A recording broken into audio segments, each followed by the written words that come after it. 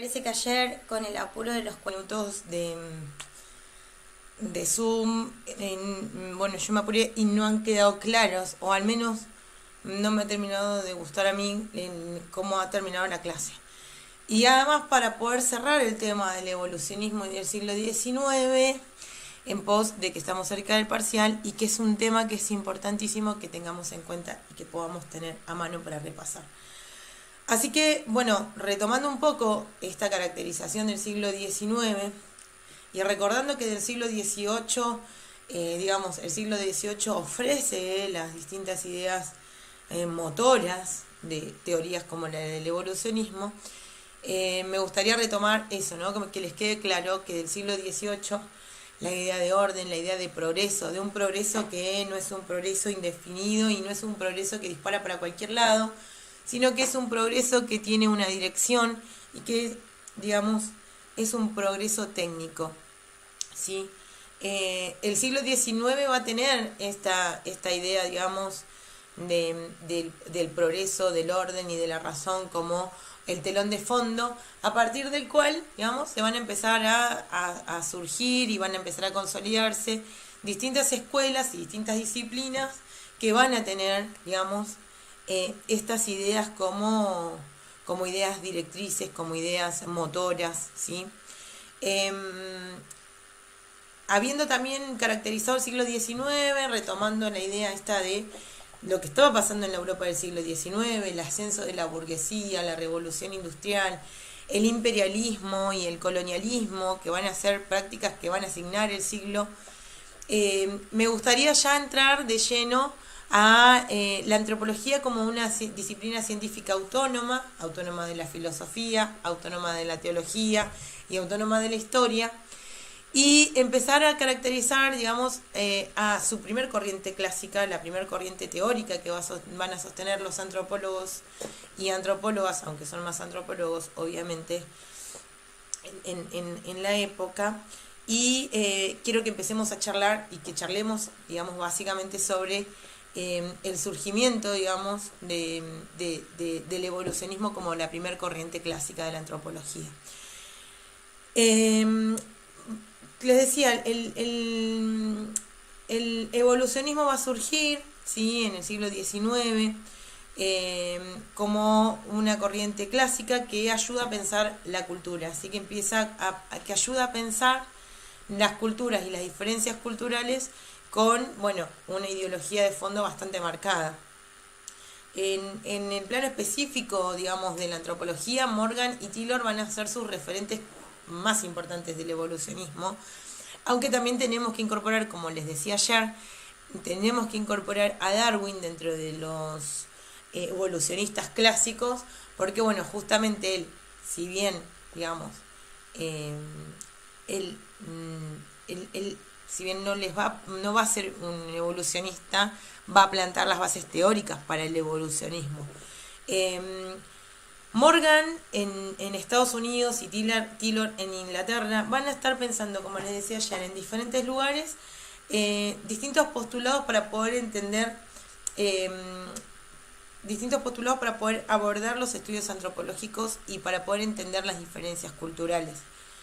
Les decía que en el siglo XIX, si hay algo que caracteriza al siglo XIX, es que ya, digamos, ya no se piensa más en que hay una superioridad racial de los europeos sobre el resto de los humanos y humanas que hay en el mundo, sino que, digamos, superada la idea esta de la superioridad racial, va a haber digamos, un planteo al unísono, que es el que les decía ayer sobre la unidad psicobiológica de la especie humana, ¿sí?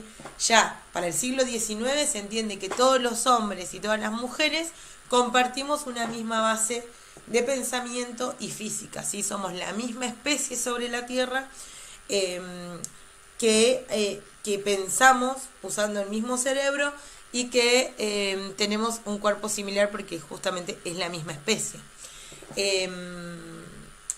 De hecho, lo primero que los evolucionistas tratan de explicar, ¿sí?, es justamente en dónde radican o por qué existen diferencias culturales. porque de hecho las diferencias culturales son visibles, ¿sí?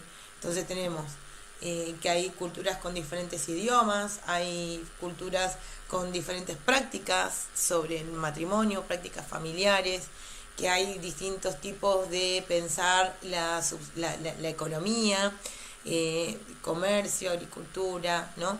Entonces, los evolucionistas del siglo XIX lo que tratan de explicar es justamente en dónde radican esas diferencias. Nosotros tenemos que, como les decía, ¿no? Para el siglo XIX, en Europa está pasando a mediados del siglo XIX, se da lo que se conoce como el Congreso de Berlín. En este Congreso de Berlín, digamos, las potencias europeas se reparten África como parte de esta incorporación masiva de territorios lejanos a el mercado internacional que pretenden liderar y que lideran, de hecho, las potencias europeas.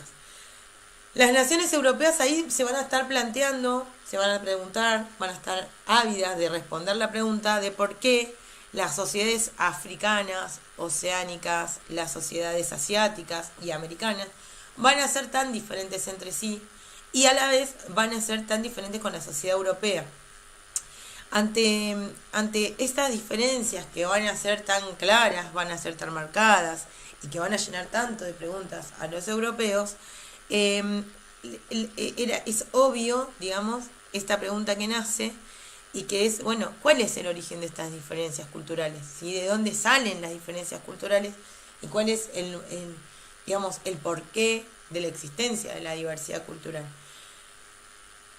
Ya para el siglo XIX saben que esa pregunta no se puede contestar a partir de la idea de Dios ni de ninguna idea de religiosidad, sino no es posible explicar las diferencias culturales desde ninguna teoría que sea, digamos, creacionista o teológica.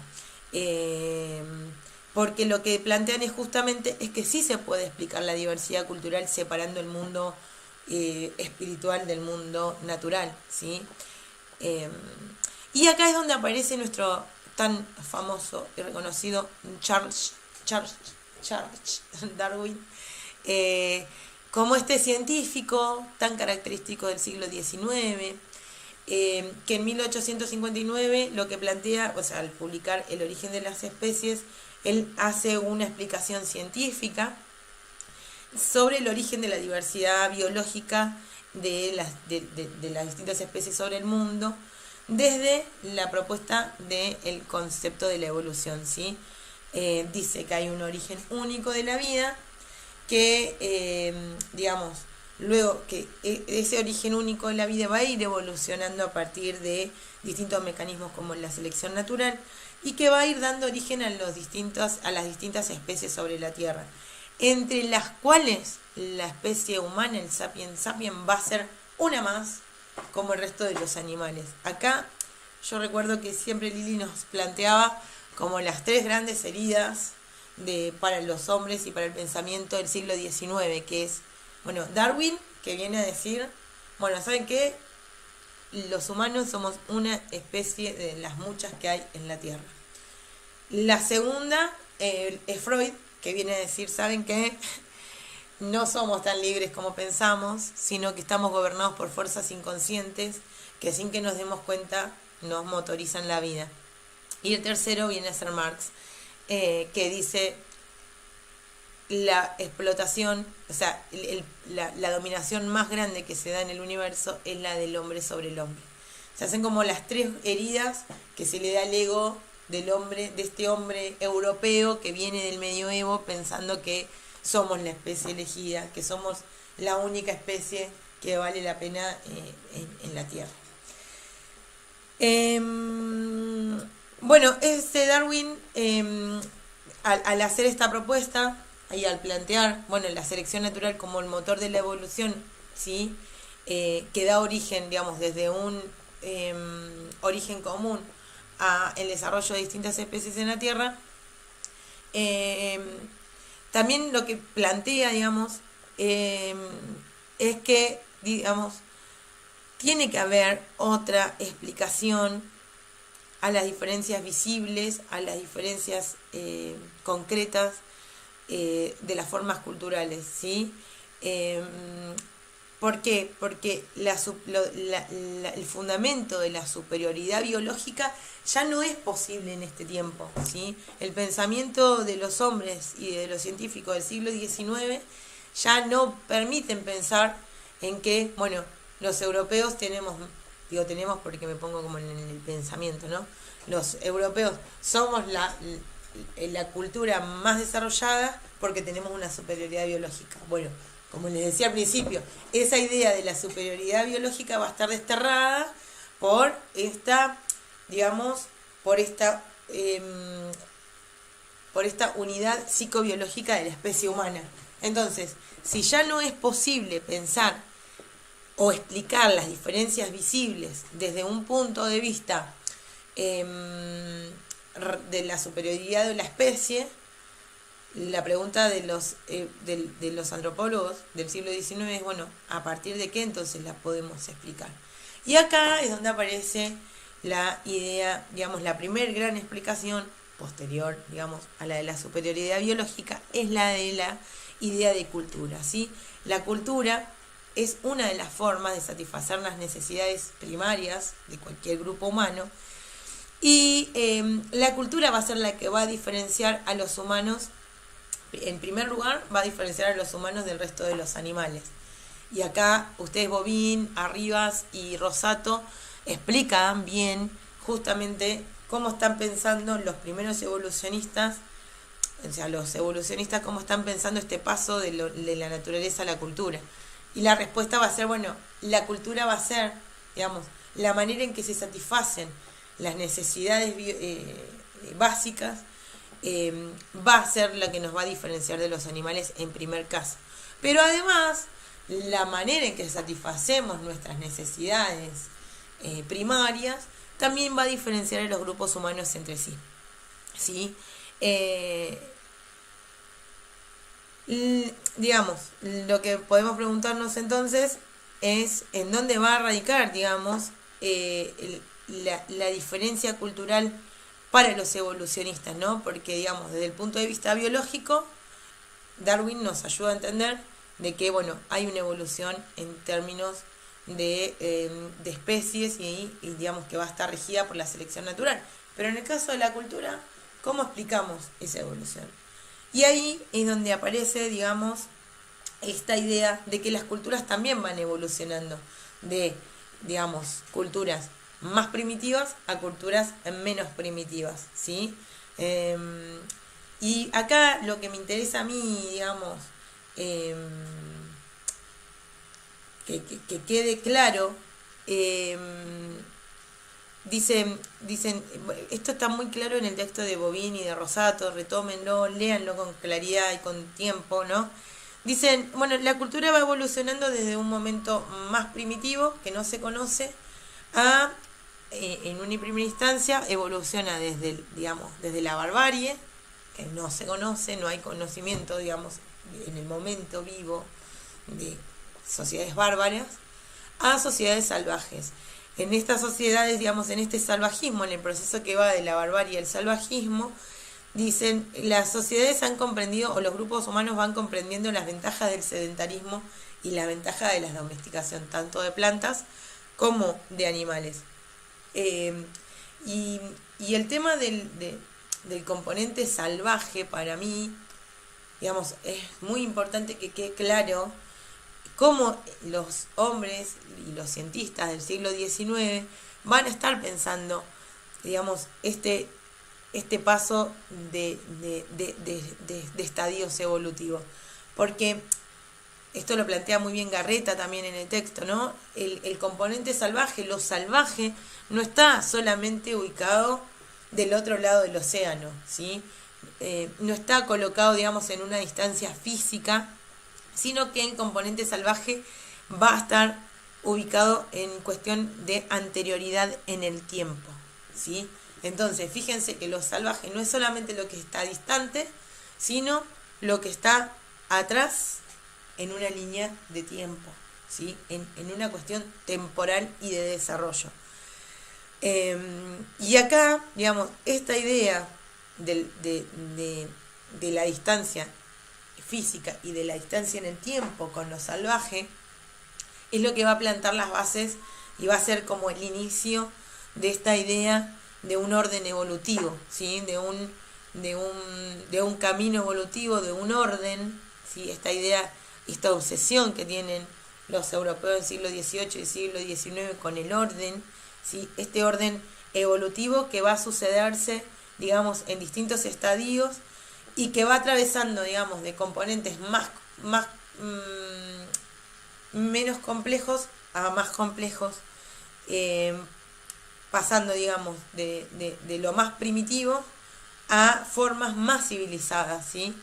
¿Qué van a ser estas formas más civilizadas? Va a ser básicamente, los europeos del siglo XIX van a plantear que la organización en estados va a ser lo más civilizado, ¿sí? Va a ser, digamos, el desarrollo más acabado, ¿sí? De cualquier organización social. Este esquema evolutivo, de estadios evolutivos y de fases de la evolución de las distintas sociedades y grupos humanos, va a estipular la existencia de un proceso gradual de desarrollo, ¿sí?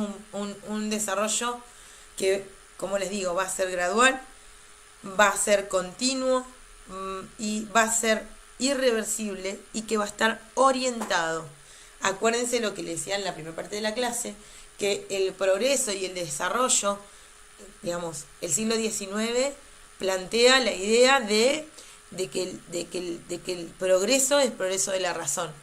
Y la revolución industrial en el siglo XIX plantea que la idea de progreso va a ser un progreso técnico, ¿sí? Entonces, este proceso gradual, continuo, unilineal, irreversible, va a estar orientado ¿hacia qué?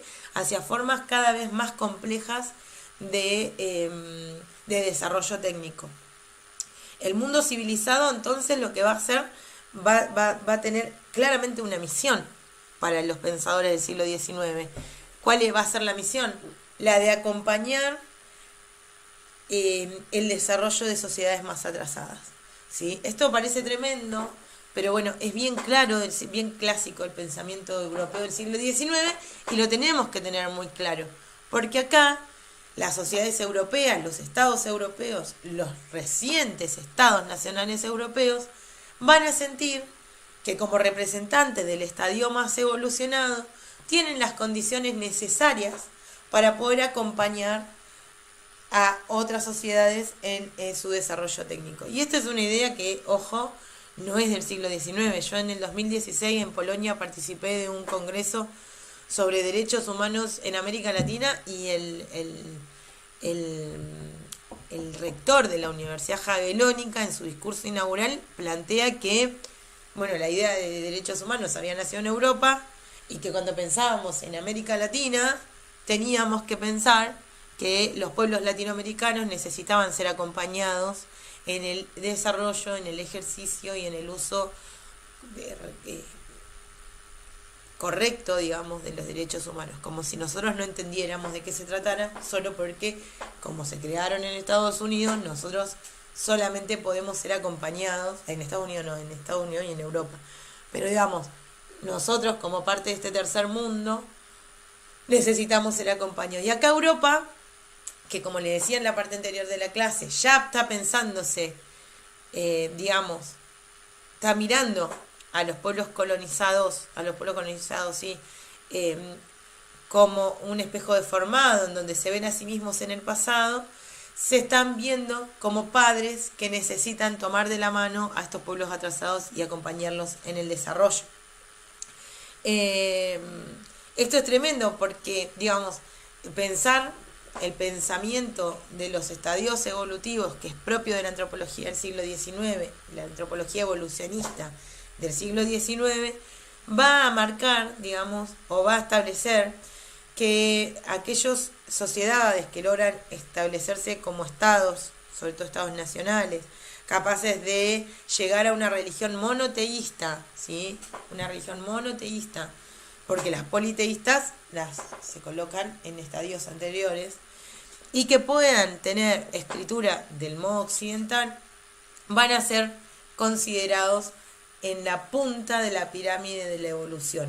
Y es acá donde, digamos, se colocan a sí mismos como el centro de la evolución.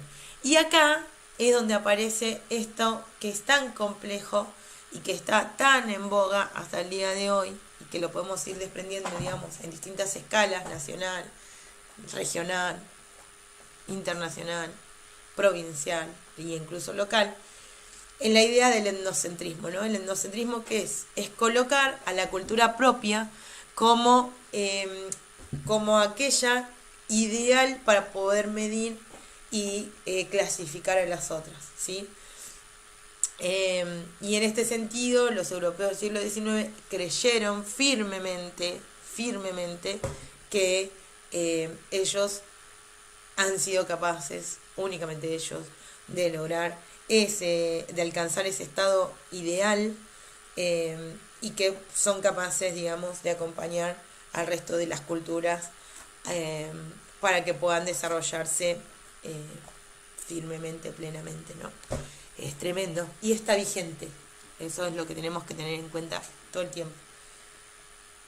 Ahora, planteadas bien, por fin, por suerte, estas ideas directrices del evolucionismo, me gustaría así pasar específicamente a Dillon y a Morgan, que van a ser estos primeros referentes teóricos de la antropología, de la reciente antropología científica propia del siglo XIX. Como les decía, Morgan en Estados Unidos y Dillon en Inglaterra, ambos van a estar planteando conceptos parecidos, digamos, van a estar diciendo en distintos lugares las mismas cosas, ¿sí? Es el clima de la época, de todas maneras. Todo el mundo estaba pensando esto, así que, bueno, es probable que los dos libros de estos muchachos, digamos, estén al unísono de charlas que se estén dando en cafés, en conferencias, en distintos lugares, digamos, de las que ellos son parte. Entonces, como, bueno, nada, las sistematizan y las publican. Bueno, Taylor, por un lado, Taylor nació en Inglaterra en 1832 y murió en 1917. Él va a ser uno de los referentes de la antropología evolucionista, que lo que va a tratar de explicar es justamente la evolución humana. Y para explicar la evolución humana y la evolución de las sociedades, él lo hace a partir de dos supuestos en su teoría, ¿sí? El primer supuesto es que, bueno, la evolución va desde lo más simple a lo más complejo en un camino que va a ser unilineal, ¿sí? Va a ser siempre de lo más simple a lo más complejo de manera unilineal, un solo camino evolutivo. Y por el otro lado, el otro supuesto que plantea es que los rasgos más simples van a corresponder, o sea, van a ser ubicados y colocados primeros en el tiempo, ¿sí? Los rasgos más simples van a ser los primeros en el tiempo. Pensando siempre en esto, ¿no? En que si la evolución es unilineal, es fácil acomodar rasgos de sociedades simples, como culturas, o sea, nomadismo, recolección, politeísmo. Bueno, son rasgos primeros en el tiempo, ¿sí? Esto van a ser los primeros dos supuestos de los que parte la teoría de Taylor. El objeto de estudio que plantea él para la antropología va a ser, digamos, las sociedades primitivas, y el método a partir del cual va a estudiar a este objeto de estudio, que son las sociedades primitivas, es el método comparativo, ¿sí? En su estudio, él estudia, él trabaja, digamos, analiza, porque no es que hace trabajo de campo, analiza sociedades africanas y del sudoeste asiático. Y este método comparativo lo que hace es toma estas culturas, las compara con la cultura europea y las coloca en distintas escalas de evolución. Para él, la labor del antropólogo es justamente reconstruir la historia del género humano a partir de entender esta historia como un proceso lineal, como un proceso unilateral que va a estar caracterizado por 3 estadios, ¿sí? El salvajismo, la barbarie y la civilización, obviamente colocando a la sociedad europea como la sociedad europea de la época como único referente de la civilización, ¿sí? Taylor va a ser considerado dentro de los teóricos, antropólogos teóricos, va a ser como considerada la vertiente intelectualista dentro del campo evolutivo, porque él lo que dice es que justamente el paso de un estadio a otro va a estar marcado por un salto en el campo del conocimiento, ¿sí? Y esto, vuelvo a repetir, es está muy de la mano con esto que les hablaba del progreso como un progreso técnico, ¿sí? Entonces, para él, por eso es vertiente intelectualista, el paso de un estadio a otra evolución tiene que ver con saltos en el campo del conocimiento. Taylor se esfuerza mucho por hacer un concepto o por escribir un concepto de cultura, un concepto que para él tiene que ser amplio y tiene que ser abarcativo, porque tiene que justamente poder explicar y abordar en su concepción toda esta gran diversidad cultural con los que los hombres del siglo XIX no podían como convivir, no podían tramitar sin explicarlo. Y él dice, bueno, justamente que la cultura es un todo complejo, que va a componer distintos campos, pero que sobre todo va a estar compuesto por distintos campos de conocimiento, ¿sí? Y ahí, en esos campos de conocimiento, él va a incorporar la escritura, las creencias, el arte, la familia, ¿sí? Las organizaciones familiares, las capacidades, ¿sí? Costumbres, la manera que organizan las leyes, ¿sí? Él habla de derecho, pero no el derecho como lo entendemos ahora, sino como están administradas las cuestiones, digamos, de la ley en las organizaciones sociales. Y él dice que todo lo que integra la cultura van a ser capacidades que van a ser adquiridas y transmitidas por los hombres de generación en generación, y que, bueno, justamente esta transmisión va a ser parte de, o va a caracterizar el conjunto de lo social. Es muy interesante esta mirada. Por otro lado tenemos a Henry Morgan, que en Estados Unidos, él va a plantear, digamos, en su libro, cuestiones muy similares a las que plantea Taylor. Morgan nace en 1818 y muere en 1881. Él también plantea la idea de un evolucionismo unilineal, ¿sí? Él dice que, bueno, que en esta evolución de las sociedades se evoluciona de formas sociales más simples a más complejas. Parece reiterativo, pero necesito decírselos tal cual lo plantea él. Y que esta evolución de estas formas sociales de más simples a más complejas se va a dar en una sola línea de desarrollo, ¿sí? Va a estar marcado en un solo camino. Un camino que, como también lo plantea Taylor, va a estar marcado por dos cuestiones importantes. Él dice que el progreso de la humanidad va a reconocer dos grandes fuentes de progreso. Una son, digamos, invenciones y descubrimientos, que es lo que es la teoría de la supervivencia, es decir, a partir de sobrevivir, ¿sí? Cómo los distintos grupos humanos y las distintas sociedades han podido, digamos, desplegar inventos y descubrimientos que vayan mejorando como la supervivencia de los grupos sociales.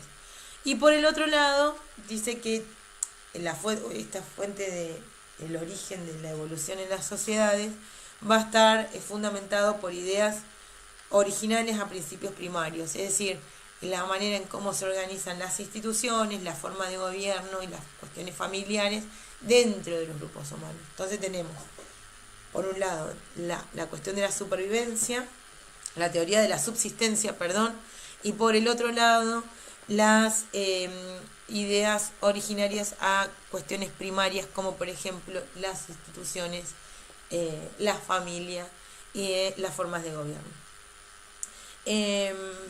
Y para él es en estas dos cosas en donde deben detenerse los antropólogos y antropólogas para poder comprender la evolución humana, que como dijimos para Morgan, Morgan es unilineal, ¿sí? Tiene un solo camino. Él también va a proponer distintos estadios de desarrollo, que también están compuestas por los mismos estadios que propone Taylor, y que son salvajismo, barbarie y civilización. Él lo que hace es poder desarrollar un poco más cada uno de estos estadios. Entonces dice, bueno, el salvajismo se corresponde a sociedades nómades de cazadores-recolectores. La barbarie va a estar compuesta, digamos, por sociedades sedentarias que ya han dado inicio a la domesticación de plantas y animales, y en donde aparece la agricultura como forma de subsistencia económica básica y principal. Y claramente la civilización, que va a estar caracterizado por estados más avanzados de desarrollo, y que él va a decir que, bueno, justamente la sociedad europea de la época es el ejemplo típico, digamos, clásico del estadio de la civilización. Bueno, ahí están presentados estos tres autores. Bueno, Darwin les hablé un poquito al principio, y Taylor y Morgan, que van a ser los referentes teóricos que van a dar, digamos, el grueso teórico al evolucionismo. Pero a mí no me deja ganas, digamos, tengo muchas ganas de que esto lo tengamos muy, muy en claro, porque, digamos, el pensamiento de los hombres y de las mujeres de la Europa del siglo XIX, como un poco les decía ayer, tiene como esta manía o esta obsesión de querer acompañar, o sea, de querer analizarse a sí mismos a partir del análisis de otras sociedades, y, digamos, esta idea de colocarse a sí mismos como en el centro de la evolución va a ser muy compleja y va a dar lugar a un montón de prácticas que son en primera instancia aberrantes, ¿no? Que es, por ejemplo, una de ellas puede ser el secuestro de gente en los territorios de las colonias, que encadenados y esclavizados, porque eran secuestros además, eran llevados por la fuerza a las metrópolis coloniales, a los países coloniales, y ahí se daba la suerte de como una investigación, ¿no? Como a partir del nombre de la ciencia, en nombre de la ciencia y en nombre del pensamiento científico de este hombre ilustrado del siglo XIX, se daban el permiso de desollar cuerpos para analizarlos, pesar sus cerebros, pesar sus huesos, tomaban fotografías de los secuestrados de frente, de perfil, los mantenían encerrados. Bueno, y de prácticas muy, muy dolorosas que han sido muy comunes en el siglo XIX y no hasta hace mucho tiempo, porque, bueno, les quiero hablar de los zoológicos humanos especialmente. Y el último zoológico humano fue hace 60 años en Bélgica, o sea que tampoco estamos tan lejos de esto, ¿no? Pero que bueno, yo ahora les voy a ir pasando unas imágenes para que vayamos charlando sobre, bueno, la cuestión de los zoológicos humanos, en donde los fueguinos, los mapuches, pero también otras, bueno, yo les voy pasando imágenes de este libro, ¿no? A esto es lo que me refiero. Acá tenemos personas secuestradas que han sido fotografiadas, posiblemente sin su permiso. Esta mujer se le murió el niñito muy poquito tiempo después de esta foto, que son prácticas horribles, Bueno, yo ahora les voy a ir pasando imágenes en la computadora para que quede más claro y más ordenado, ¿no? Bueno, mientras que van pasando algunas de las imágenes que son fuertísimas sobre estos zoológicos humanos, primero quiero decir que, bueno, el origen de estas exposiciones, que podemos llamarlas antropozoológicas, se encuentra, digamos, en la década de los años 70 y 80 del siglo XVIII, ¿no? Em, en donde, digamos, algunos arquitectos y biólogos pretendían crear una colección enorme de fieras de todas las regiones del mundo, en la cual los pueblos originarios digamos, y personas de los pueblos indígenas fueran exhibidos al lado de la flora y de la fauna de los distintos de las distintas regiones del mundo, ¿no? La primera exposición de antropozoológica, digamos, se da en 1874 en Hamburgo, en donde se va a mostrar al público un grupo de Laponia, ¿no? Que es la zona de la costa ártica de Europa, en donde serían los territorios de Noruega, Suecia y Rusia, y que, digamos, estaba compuesta, digamos, esta primera muestra antropológica, por una parte antropológica, que eran 6 lapones, y una parte zoológica, que eran 30 ciervos. Es tremendo porque lo que vamos a ir viendo es que, digamos, se iban preparando las exposiciones en distintas partes del mundo. Se da la primera, tiene mucho éxito. De esa primera que les dije que se iba a hacer en Hamburgo, inmediatamente se hace una en Berlín y en otra ciudad de Alemania, que ahora no recuerdo el nombre. Hasta que en 1877 se llega, digamos, a la zona de París, a la zona de Europa, y se va a dar, digamos, esta primera, no sé si las primeras, pero se van a dar estas exposiciones, en donde lo primero que hace, digamos, los organizadores es crear vallas de contención para poder proteger al público, espectador, de distintas especies animales, ¿no? De jirafas, de ciervos, de camellos, de elefantes, rinocerontes y también de niños africanos, ¿sí? Esta inclusión de personas en las exhibiciones de animales va a ser tan exitosa para el público, va a ser tan llamativo para el público europeo, que empiezan a repetirse por distintas ciudades y empieza a generar un montón de dinero, digamos, empieza a generar un montón de dinero en entradas. Las entradas eran caras y el número de espectadores llega a amplísima cantidad. A veces más de 500 personas al día participaban de las exposiciones. Las exposiciones se van volviendo cada vez más espectaculares, con mayores cosas asombrosas y exóticas, que si bien iban a estar orientadas hacia África en un primer momento, porque recordemos que sobre todo para la zona de Francia asienta su dominio colonial sobre África, entonces la trata de personas para los zoológicos humanos era, digamos, muy fácil en el continente africano. Cada vez, digamos,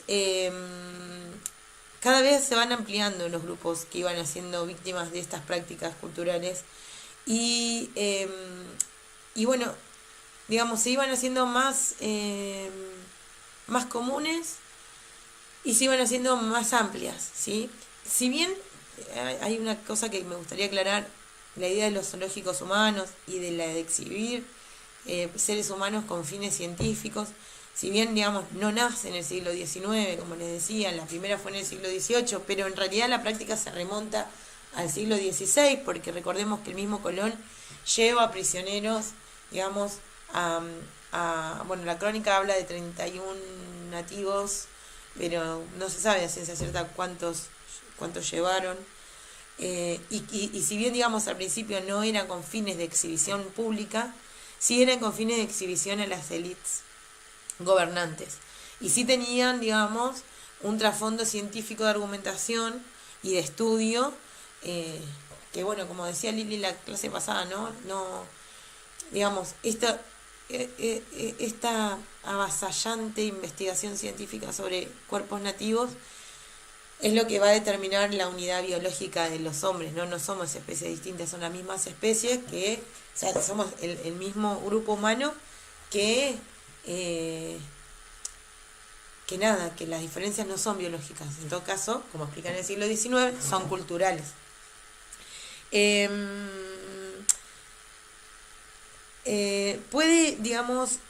Podemos organizar 3 tipos de exposiciones de seres humanos, ¿sí? Sí, 3 maneras dependiendo con su propia época. La primera es la exposición de seres humanos solos, y ahí tenemos, por ejemplo, las primeras prácticas en donde se exhiben estos seres humanos a la corona que financian los viajes, o a los grupos científicos que financian los viajes.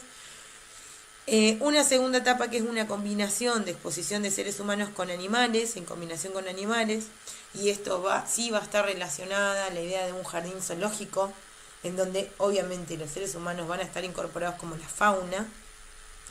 Y en paralelo a estas dos tipos de formas de exposiciones humanas, está la del secuestro de seres humanos, como si fueran caza de animales, ¿no? Como secuestro de animales, como secuestro de personas, como, bueno, justamente eso, caza. A mí me pone muy mal este tema, la verdad que no puedo creer la vigencia de este pensamiento, ¿no?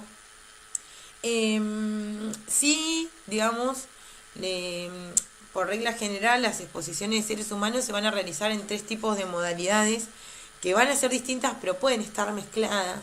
La primera es el formato de feria mundial.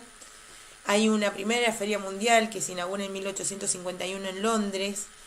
En esa ocasión se presentan en un mismo sitio, ¿sí? En una misma feria, distintos pueblos de los 5 continentes, junto con las producciones naturales y producciones manufacturadas de las diversas regiones del mundo colonial.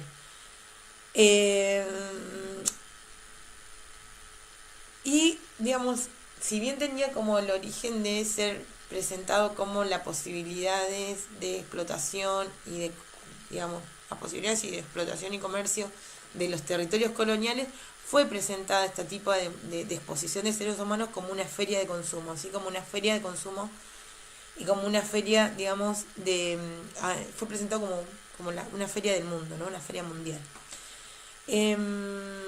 Hay una segunda modalidad de exposiciones humanas que son los teatros de variedades. Yo les voy pasando imágenes mientras que hablo.